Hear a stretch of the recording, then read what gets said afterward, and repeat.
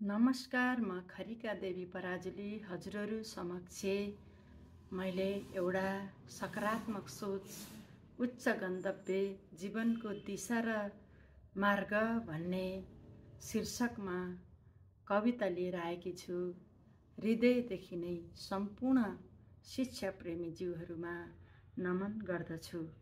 मेरो कविता म वाचन गर्न चाहन्छु।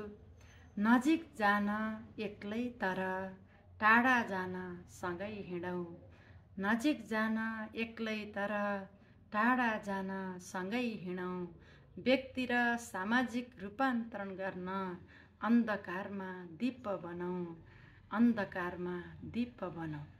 सोच र व्यवहार बदलिए जीवन र समाज बदलिन्छ।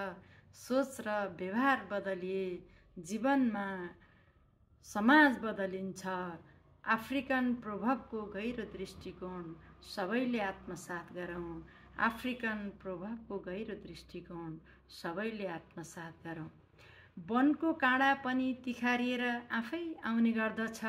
सपना देख्ने मात्र होइन शिक्षा प्रेमी जीव, सपना बुन्न र साकार पार्न पनि आफै जुट्नु पर्दछ।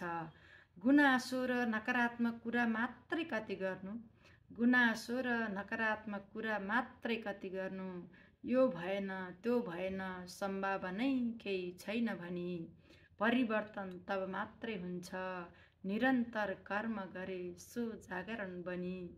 निरन्तर कर्म गरे सो जागरण बनी। प्रगतिका अवरोधहरूलाई रोक्नतिर लागौँ। प्रगतिका अवरोधहरूलाई रोक्नतिर लागौँ। सकारात्मक चेतना फैलाई रूपान्तरणमा जागौँ। सकारात्मक चेतना फैलाई रूपान्तरणमा जागौँ। आफूले आफैलाई अनि मनको ऐना हेरेर, आफूले आफैलाई अनि मनको ऐना हेरेर ऊर्जाशील, सृजनशील र प्रेरणादायी कार्यमा लागौँ। ऊर्जाशील, सृजनात्मक र प्रेरणादायी कार्यमा लागौँ।